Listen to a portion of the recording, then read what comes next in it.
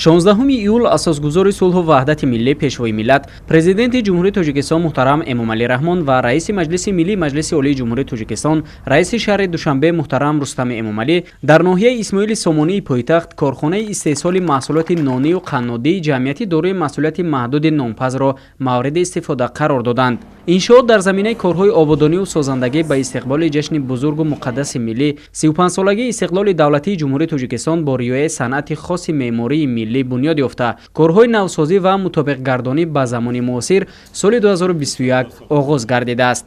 таъкид бояд кард ки ҷамъияти дорои масъулияти маҳдуди нонпаз аз солҳои 30-юми қарни гузашта фаъолият дошт ва бо пешрафти замону рушди ҷомеа тамоми дастгоҳу таҷҳизоти он корношоям гардида буд. бо дастгирӣ ва ҳидоятҳои созандаи роҳбарияти олии сиёсии кишвар иншоот пурра навсозӣ гардида дар он тамоми инфрасохтор барои истеҳсоли маҳсулоти нонию қаннодӣ муҳайё гардидааст. имрӯзро рӯзи таърихӣ ва сарнавиштсоз гӯем ҳам мешавад, чунки имрӯз боз як корхонаи бузурги саноатӣ истеҳсолӣ бо дастгириҳои муҳтарам пешвои муаззами миллат Эмомалӣ Раҳмон ифтитоҳ ёфт. ҳадафи асосии корхона таъмин намудани шаҳрвандон истеъмолкунандагон бо маҳсулоти нонию қаннодӣ мебошад. корхона ба ҳама шароитҳои муосири замонавӣ муҷаҳҳаз гардонида шудааст. дар корхона айни замон ду сех вуҷуд дорад: сехҳои нонпазӣ ва сехҳои қаннодӣ.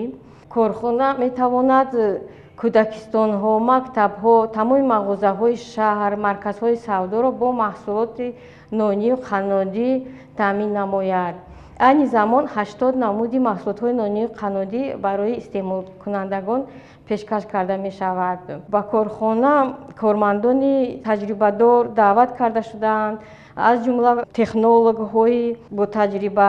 ҳамзамон дар корхона занҳое ба кор ҷалб карда шудаанд, ки маълумоти кофӣ надоранд, ҳунарҳои кофӣ надоранд ва шахсоне ки таҷрибаи кофӣ доранд вазифадор карда шудаанд, ки ҳамаи занҳо кормандонро бо ҳунарҳо, бо меҳнатҳои нонпазию қаннодӣ омезонанд. сарвари давлат муҳтарам Эмомалӣ Раҳмон зимни боздид аз шароити фароҳам гардида ва раванди истеҳсолот ба ташаббускорон ҷиҳати ҳамоҳангӣ дар амалисозии ҳадафҳои созандаи ҳукумати кишвар изҳори миннатдорӣ карда иқдоми мазкурро намунаи олии дастгирӣ ёфтани сиёсати давлату ҳукумат дар самти бунёдкориву созандагӣ арзёбӣ намуданд.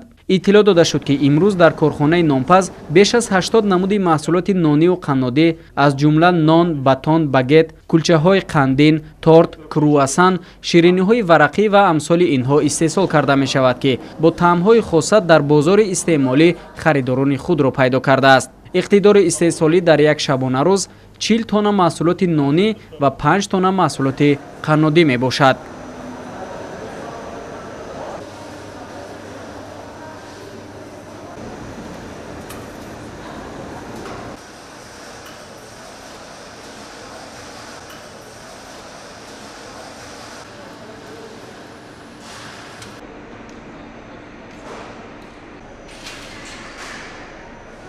тамоми дастгоҳу таҷҳизоти насбшуда истеҳсоли насли нав буда аз давлатҳои Олмон ва Италия ворид гардидааст, ки аз ҷиҳати самаранокӣ нерӯи барқ, каммасраф ва бисёрфунксионалӣ мебошанд. тавре иттилоъ дода шуд, бо пурра ба истифода додани корхонаи нонию қаннодии нонпаз теъдоди кормандон аз 200 то 400 нафар расонида мешавад, ки дар ин замина иқтидори истеҳсолӣ низ ба маротиб зиёд хоҳад шуд. барои ба фурӯш баровардани маҳсулоти ниҳоӣ дар ҳудуди ноҳияҳои пойтахт ташкили 24 нуқтаи фурӯш дар назар дошта шудааст ва барои анҷоми хизматрасонӣ мошинҳои хизматӣ ҷалб хоҳанд шуд. нонҳое ки мо омода мекунем бо тариқи хамиртуруш пухта мешаванд. мо хамиртурушҳои гуногунро истифода мебарем. масалан хамиртуруши франсавӣ ки номаш пулиш ҳаст, миқдори обу орд як хел буда, ферментатсияи бениҳоят хубе барои масалан багет, нони франсузӣ медиҳад.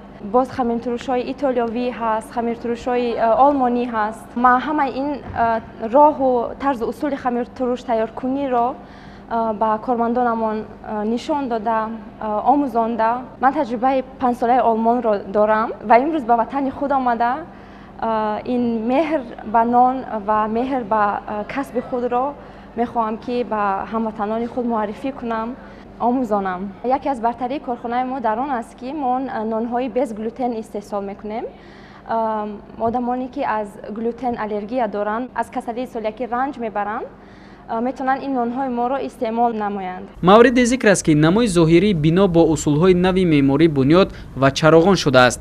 саҳн ва атрофи корхона сабзкорӣ шуда, ҳамчунин роҳравҳои берунии он ва таваққуфгоҳ асфалтпӯш гардидааст. корхона дар масоҳати 4800 метри мураббаъ доман густурда аз ҷониби соҳибкори ҷавон Усмон Мирзоалиев бунёд гардидааст. иншоот аз сехҳои алоҳидаи истеҳсолӣ иборат буда, ҳуҷраҳои роҳбарият, муҳосибот, фурӯш, маҷлисгоҳ ва ошхона барои 100 нафар дар бинои маъмурии дуошёна ҷойгир карда шудааст. барои мо боиси шарафмандӣ аст ки имрӯз бо иштироки пешвои муаззами миллат муҳтарам Эмомалӣ Раҳмон корхонаи нонию қаннодии ҷедмм Нонпас ба фаъолият расман шурӯъ намуд. албатта корхона дар заминаи дастуру супоришҳои сарвари давлат муҳтарам Эмомалӣ Раҳмон бобати саноаткунонӣ бо суръати кишвар рӯйдаст гирифта шудааст ва дар аввал зиёда аз 200 нафар бо кор ва маоши хуб таъмин мегарданд. мо соҳибкорон имрӯз аз имконияту имтиёзҳои давлату ҳукумати ҷумҳурии Тоҷикистон бархурдор ҳастем ва ҳама ин ғамхориҳо моро водор месозад ки масъулияти баланд ҳис намуда дар татбиқи нақшаву ҳадафҳои